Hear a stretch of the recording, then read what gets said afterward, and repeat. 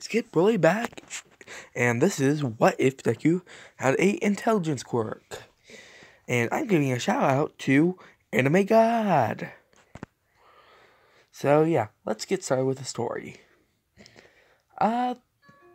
Deku, right after that court case, said, oh, and some of you are wondering if he was the ruler of 2 planets. Yes and no. He just has a lot of leverage.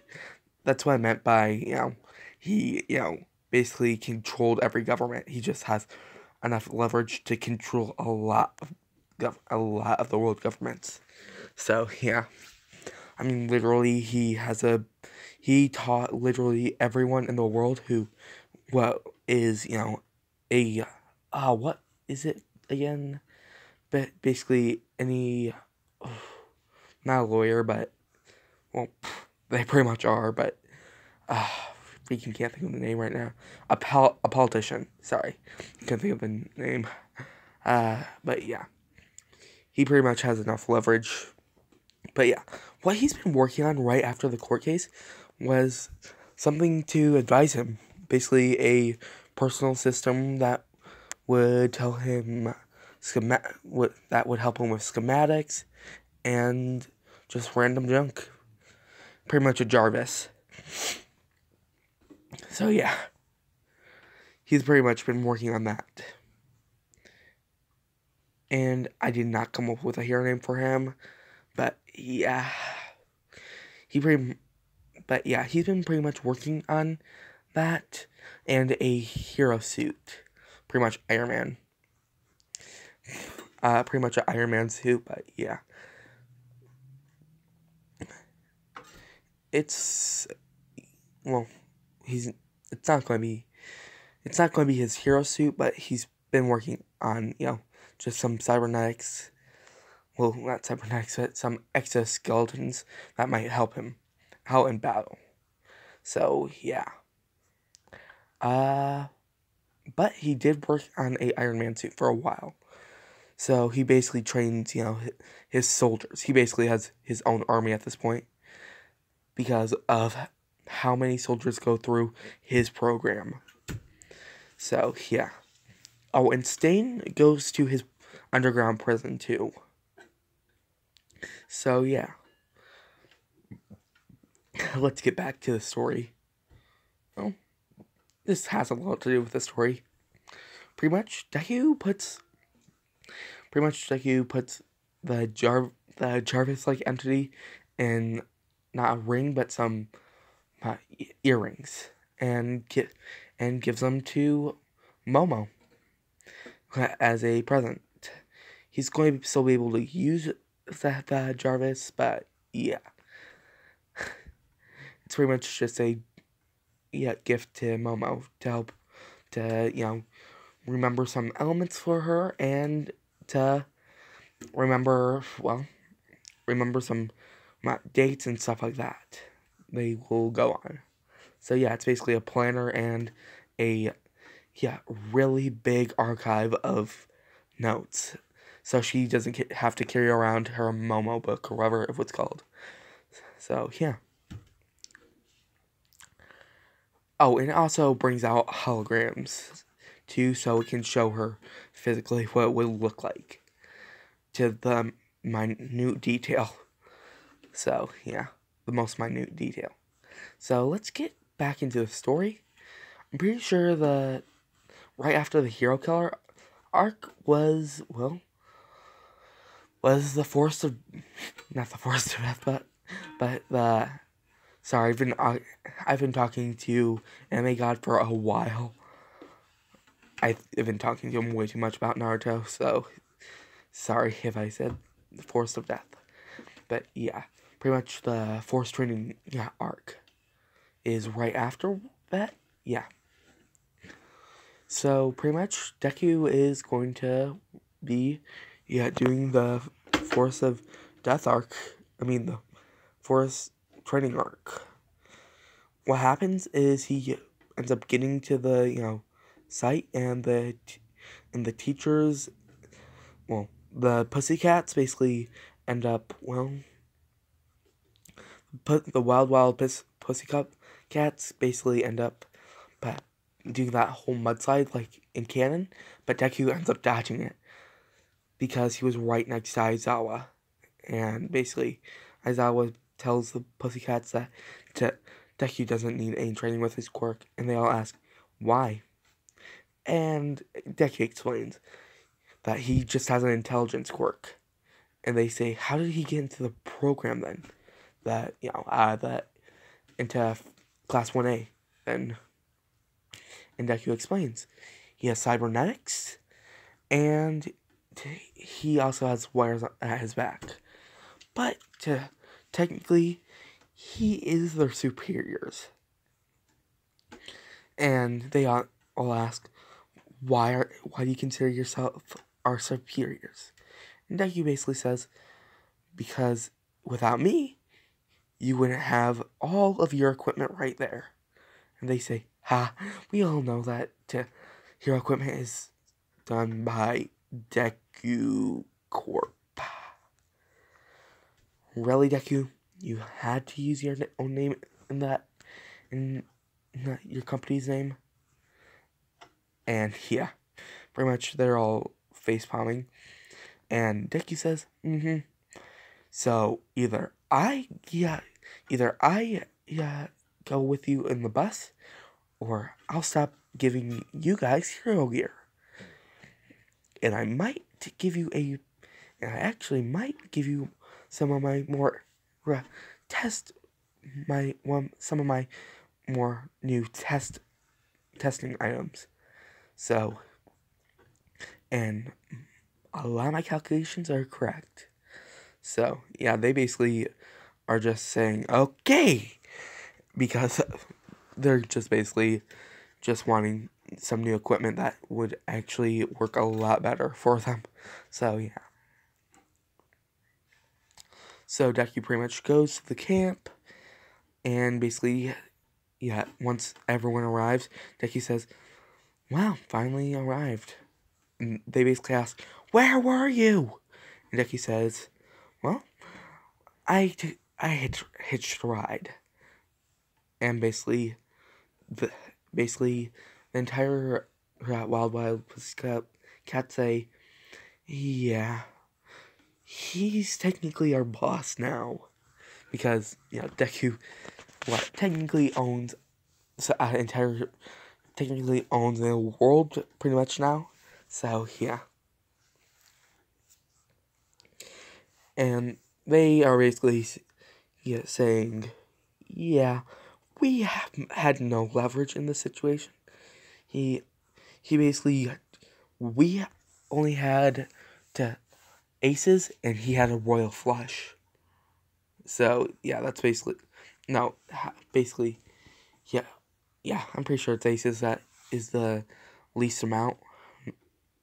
But, yeah, I could be wrong. So, yeah. They had 0 chance against Deku. But, yeah. Pretty much that happens. And they all say, but Deku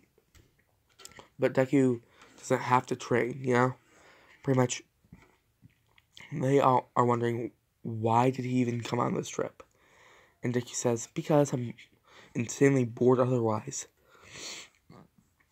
And all the more time to spend with my girlfriend. And they all say, oh. And, yeah, basically all are glaring at Momo while she's blushing and looking down. And, yeah. Pretty much that happens. And, yeah. Once the forest training arc ends, Deku is, just going to, during the forest training arc where the villains attack, Deku already could see this happening. Oh, and I'm pretty sure Mineta would get a really unexpected, what was that called again? Oh, I can't remember the name, but a really unexpected,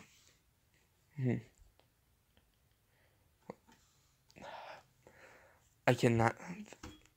Oh, a prostate exam when he's trying to climb up that wall. So yeah.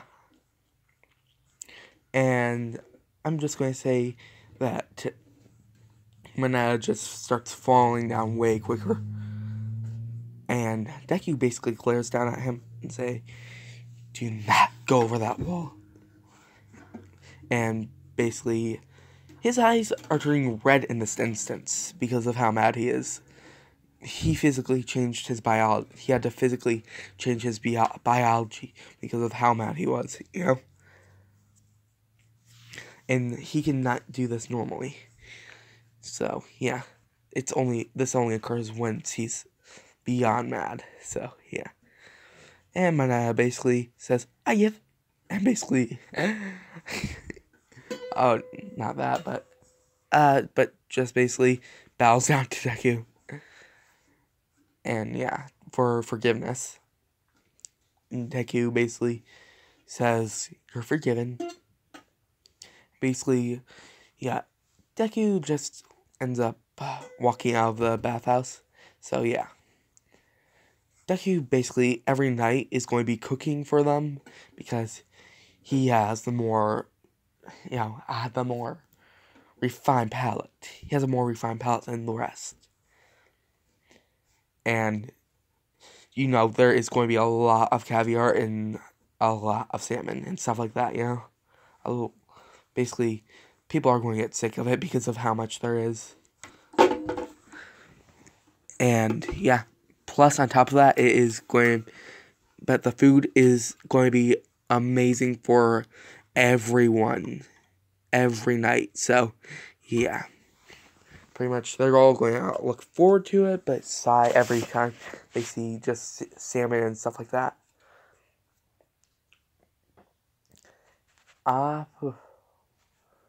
And on top of that, once villains attack during that forest training arc, Deku just looks for, I forget his name, but the kid. So yeah, I do not remember his name. So yeah, and he basically is just crying. I forget what he was crying about in the canon. It's basically like in canon. I'm pretty sure he was crying. But yeah, sorry, I have not got this far in such a long time. So with one of my whiffs, so sorry again. But yeah, pretty much Deku just asks what's wrong and stuff like that, and then Muscular arrives, and basically he says, "I'm looking for Bakugo," and Deku says, "You're looking for that ass?" And basically just plugs one of his cords into the back of Muscular's head, and basically sees, "Oh, so you killed his parents? Do you think he deserves the same fate as your parents?"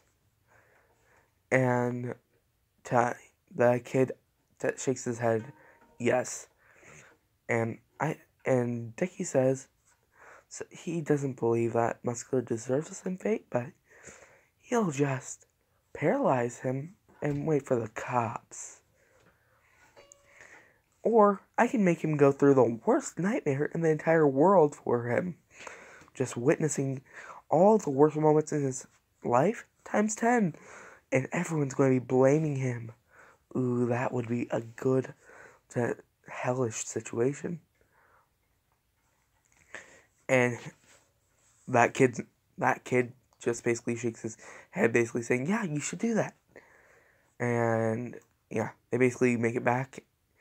I forget who went first, but once the fire's going, and Dabi basically starts fighting Aizawa, and yeah, that happens like in canon. Basically, everything happens like in canon because Deku doesn't have one for all. Is it one for all? Yeah, one for all. Oh, but he can jump pretty far, thinking about it, so whoever retract that. And yeah, Deku's pretty much just once he meets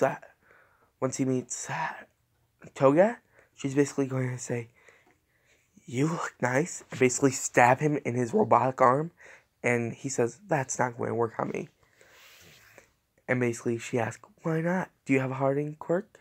And Deku says, "Nope. But I do have a robotic arm." Basically grabs Toga by the neck, starts choking her, puts a wire into her head, basically, sees all of her memories and say, "Oh, that's why you're so messed up." And basically just let her go. And she says, "What did you do to me?" And basically he's saying, "I'm reprogramming you." And basically making her nice and not insane. So, yeah. Well, she's still going to be insane, but basically making her more hero-like. So, yeah. A lot of things would go differently. You know what? I'm going to say that he didn't grab Toga, but she jumped away just in time, and just started fleeing and saying, "So, he destroyed his body, and he just replaced it." Basically with a smile on her face, and basically having a crush on him because since he destroyed his body and just replaced it, since he actually knows how to use that arm, it's kind of obvious. And yeah. So that happens, and she's basically going to have a crush on him like in canon. Wish I could have done a Toga Execu now. But yeah. Too late, so yeah. Deku is pretty much just going to have, well, everyone gets away in like in canon, but Bako is saved. So yeah. I'm going to be I'm just going to end this what if off here. See you guys later.